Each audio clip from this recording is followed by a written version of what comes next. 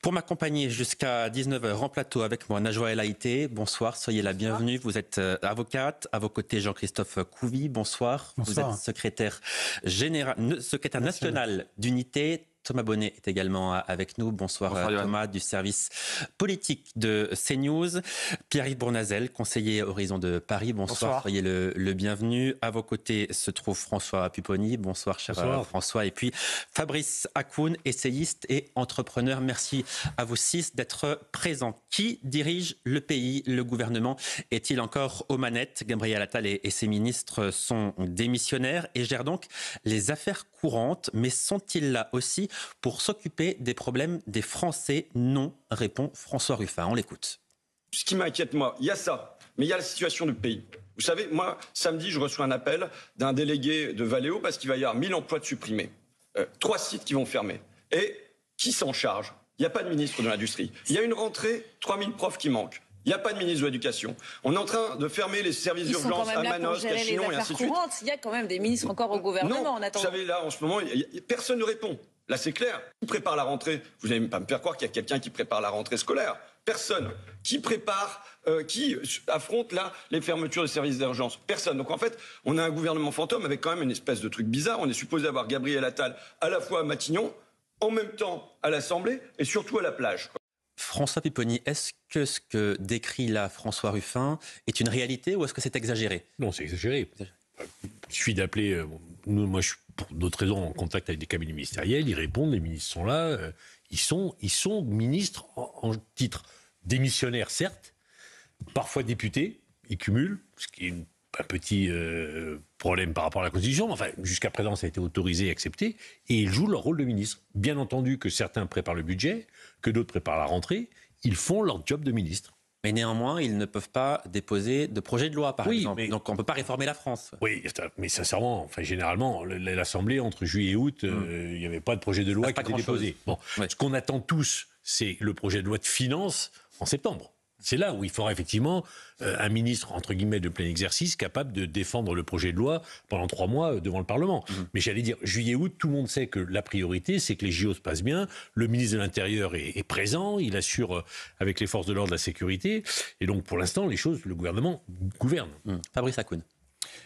Il n'y a qu'en France, dans un État très jacobin et centralisateur, qu'on pense que le gouvernement fait tout de suite et immédiatement. Le pays continue de tourner.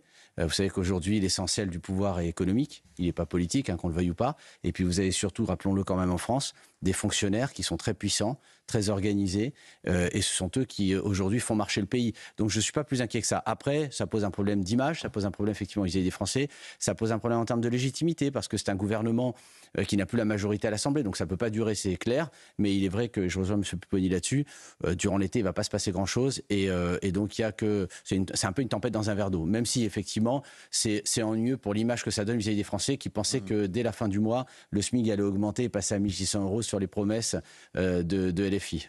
On va écouter Amélie Oudéa-Castéra, qui est la ministre démissionnaire chargée des Sports, qui prépare donc ces Jeux Olympiques et qui l'assure, l'ensemble des ministres sont à leur tâche.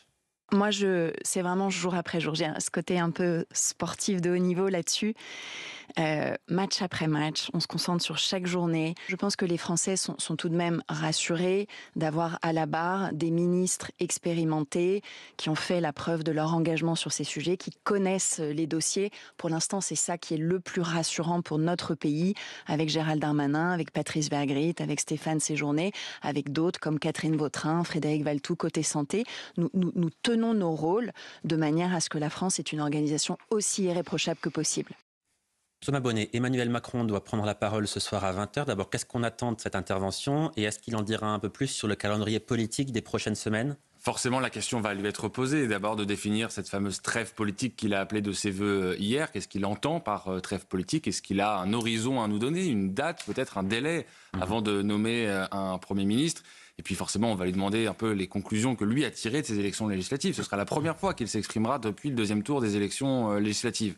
Mais on l'a bien compris, l'interview de ce soir du chef de l'État, elle sera surtout une interview liée à la tenue des Jeux Olympiques pour rappeler à quel point c'est un événement majeur pour la France et pour le rayonnement de notre pays. Quant au gouvernement fantôme dont parle la gauche, juste un aperçu de ce qui nous attend, à vrai dire, pour l'année qui va s'écouler. Parce qu'en réalité, peu importe où se trouvera une éventuelle coalition dans les semaines qui viennent, la marge de manœuvre sera tellement restreinte que de toute façon, vous n'aurez pas de grandes orientations politiques qui pourront être prises pendant l'année qui va s'écouler. Donc que les Français se rassurent, ce que nous vivons maintenant, nous allons le vivre au moins pendant 1 an. C'est très rassurant, effectivement. Merci beaucoup, Thomas Bonnet. On va parler de la trêve politique que vous évoquiez justement dans votre propos. Trêve politique souhaitée par le président de la République, mais pas par Mathilde Panot. Écoutez. Ce n'est pas une trêve politique qui est en train de proposer Emmanuel Macron pendant les Jeux Olympiques, mais c'est tout simplement une interruption de la démocratie. Et pour nous, c'est inacceptable.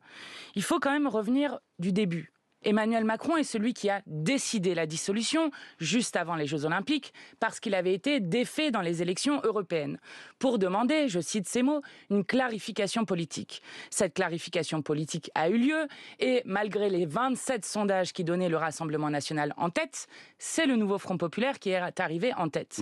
Et donc maintenant que cette clarification politique a eu lieu, vous avez un président de la République qui explique que personne n'a gagné ces élections et qui refuse de nommer à Matignon un premier ou une première ministre issue du nouveau Front populaire. Pierre-Yves Bournazel, elle consiste en quoi, cette trêve politique voulue par le président de la République? C'est une manière de mettre les problèmes de côté pendant les Jeux Olympiques ou de mettre la poussière sous le tapis? Je pense que comme beaucoup de Français, j'aurais aimé qu'il y ait une clarification, mais elle n'a pas eu lieu. Elle n'a pas eu lieu, la clarification. Le Rassemblement national est arrivé en tête en voix et en nombre de députés, mais le nouveau Front populaire, avec sa coalition, est en tête à l'Assemblée nationale. Mais personne ne peut gouverner seul, on l'a dit tout à l'heure. Donc, qu'est-ce qu'on peut faire? La seule solution, c'est de construire une coalition pour permettre au pays d'être gouverné. Sur la trêve politique, on a bien compris, on en parle depuis 2 semaines. Je suis pour qu'elle soit la plus courte possible, parce que moi, je préfère que mon pays soit gouverné. Je préfère qu'on puisse agir, même si c'est vrai que des ministres travaillent. Je rencontrais, pour dévoiler un petit secret, Mme Belloubet, ministre de l'Éducation nationale, la semaine dernière, pour parler des questions d'école, parce que c'est des sujets qui m'intéressent. Comme député, j'ai travaillé sur ces sujets.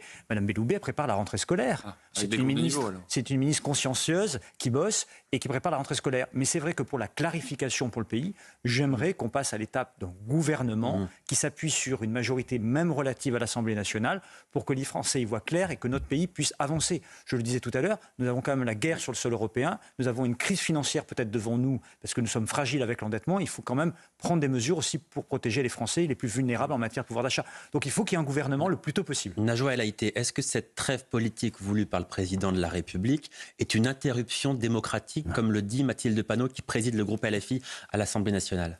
Non. Moi, je comprends le président de la République quand il dit qu'il faut une trêve politique. Déjà, je parlais tout à l'heure d'un triste spectacle, voire pitoyable spectacle quand même, donné par une certaine classe politique.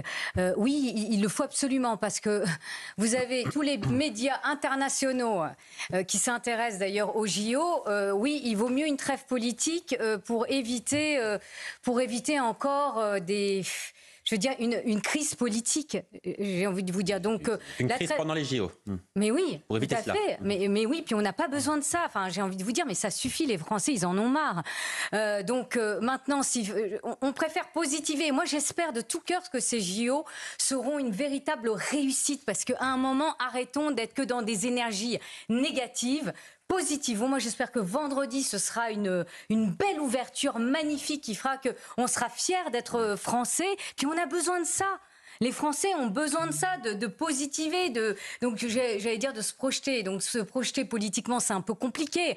Le président de la République parlait de mi-août pour qu'un gouvernement puisse être enfin mis en place.